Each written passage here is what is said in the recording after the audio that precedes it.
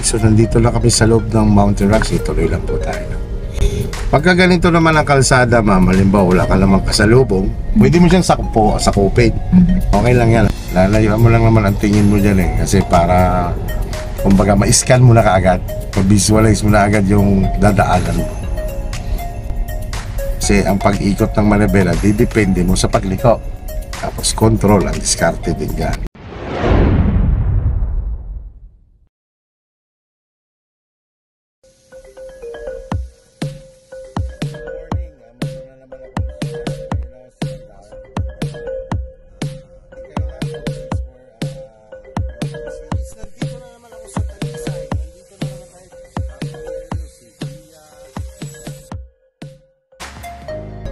Katulad niya, tama yan. Okay, bitaw-bitaw ka lang yan pag ngaya. Bitaw-bitaw lang sa brake tapos manobela. Pagka na-over siya ng ganyan, ikot ang manobela. Up. Okay. Yan. Para. Bawi. Yan.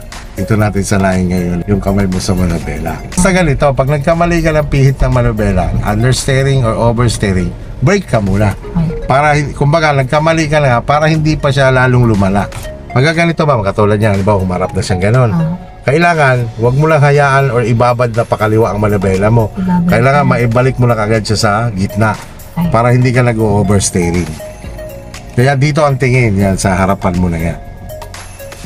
Pag ayaw niya gumalaw, pwede ka magas ng konti. Pag gumalaw na siya, balik ka na ulit kay brake. Medyo ahon, gas ka ng konti. Tapos yun, titingnan mo lang yung dadaanan mo lagi. Sige lang, konti-konti lang. Sige, diretso lang tayo doon. Tingnan mo lang yan. Iharap mo lang lagi sa kalye, sasakyan mo. Sige, dagdag pa ng manibela. Yan. Tingnan mo, makikita mo yan dyan. Oh. Tuwid na manibela. Tapos control lang ang sasakyan. Katulad yan, gumagalaw naman siya, huwag ka magagas. Kasi, kumbaga, nalalansya ka pa lang eh.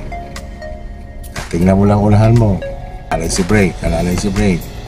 Kapag alin mo sa sakyan mo, tingnan mo muna yung lilikuan mo. Ito, sa right tayo, right. Konti-konti lang ang dagdag. Kasi depende mo. Sige, bitaw-bitaw lang. Bitaw, alalay. Yan, ganyan. Pagka kailangan mo magdagdag pa manobela, dagdag pa ng konti. Sige, dagdag pa. Yan, okay na siya. Diba? Tingnan mo, pumupunta na siya. Huwag mo lang dagdagan manobela mo. Sige lang, bitaw-bitaw lang sa brake.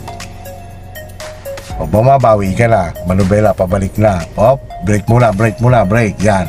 Para hindi ka naghahabol, di ba? Binrake mo muna. Balik mo muna sa tuwid ng manobela mo.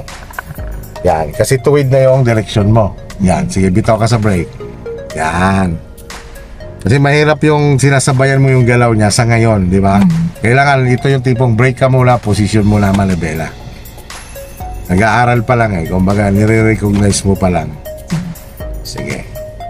Ikot-ikot lang tayo dito, kaliwat kanan. Hanggang mapabayaan na kita na umiikot-ikot ka na lang, na ikaw na lang. Lagpas mo dito, punta ka naman sa kanan. Dito. Sige, kapit na unti-unti. Kapit naman na ba? Sige, unti-unting padagdag na padagdag. Alalay sa brake. Yan, bitaw-bitaw lang. Yan. Tapos dito na sa brake na. Okay, stop. Stop. Handbrake. Ay, yun, papark mo na. Hindi, ganito. Diba galing kang takbo? Apo. Handbrake mo na. Huwag mo siya, pag hinandbrake mo siya, ma'am, huwag mo siya pipisilin. Ulitin mo. Ay, ulit. Sige. Hila mo lang. Yan. Okay. Tapos park. Yun. Kumbaga, ang pagliko kasi, Ma'am Angel, kailangan matalaw mo muna yung kantong lilikuan mo bago ka pumipihit ng manibela. Tulad niyan, tulad ng sabi ko sa'yo, huwag ka kaagad, malayo ka pa lang, huwag kang didikit sa kaliwa kasi pakaliwa ka. Iwas. Tulad niyan, sige, straight ka lang muna. Medyo uphill siya ng konti, yan, magbibigay ka ng konting pagagas dyan. Control. Yan, natalaw mo na lang konti, o ikot ka na ng manobela. Yan. Dagdag pa. Dagdag. Okay, tama na, no? Tingnan mo yung unahan mo, humaharap na siya. Sige, kasi ko lang konti.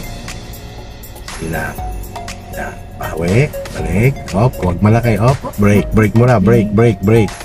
Yan yung sinasabi ko pag halimbawa nag-oversteering ka, brake ka muna. Di ba tingnan mo ang sasakyan, di ba humaharap siya sa pader? O kailangan maiwas mo siya, paano mo siya iwas? Op, huwag. Hindi. Kakabigin mo ngayon manobela mo pakaliwa, tingnan mo. Tapos tingnan mo yun dito, yung ulahan mo, tingnan mo. Move ka ng konti. Di ba, umiiwas siya, di ba? Sige, bitaw lang sa brake. Yan, umiiwas siya. Kala ko babangga. Hindi, malayo pa yan. Okay. Okay. Stop. Yan, balik mo lang ulit mula manobela mo sa tuwid. 1, 2. Okay, forward. Tingin ulit dito. Dito ulit yan didikit eh. So, kailangan iiwas mo siya ulit pakaliwa. Sige lang, bitaw lang sa brake. O, iwas pakaliwa, iwas. Yan, pagkaalim mo, pagpihit mo lang isa't hindi pa umiwas, dagdagan mo pa siya. Yan, tuwid na ulit manobela. Yan, sige, bitaw na ulit sa brake. Yan, tapos tingin lang saan siya tumutumbok. Tapos dito ang direksyon mo, yan. Dalhin mo manobela mo pupuntang right. Kasi para pumunta din yung harapan mo sa kanan. Yan, tumuwid na ulit siya, tuwid na ulit ang manobela. Yan. Okay, so pagkaganyan, o gas ikaw kasi ayaw niya gumalaw. Yan, pagagalawin mo lang siya. Yan, dahil straight naman yan, okay lang na konting, kumbaga, okay lang na bumilis ka ng konti. At titingnan mo lang yung pinupuntahan mo.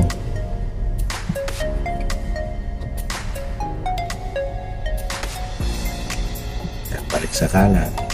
Yan lang, tingin lang lagi sa ulahan. Yan mo malalaman kasi yan eh, itong portion na yan.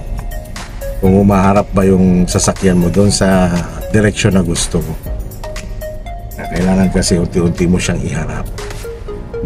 Yan, bigla unti-unti. Unti lang muna, huwag mo lakihan kasi spiral yung kalsada. Sige, bitaw-bitaw lang sa brake, dagdag sa manabela. Dagdag pa. O, tama na manabela, tingnan mo pumupunta na siya. Balik. Tingnan mo lang ulit ang ulahan mo, gilid. Tapos pagdating naman sa dulo, kaliwa naman tayo. Yan lang ulit, matanaw mo muna yung kanto bago ka pumipigit. At the same time kasi doon, yung side mirror mo naka-align sa edge ng kalsada. Pwede ka naman pwede ka pag-gas ng konti. Yan.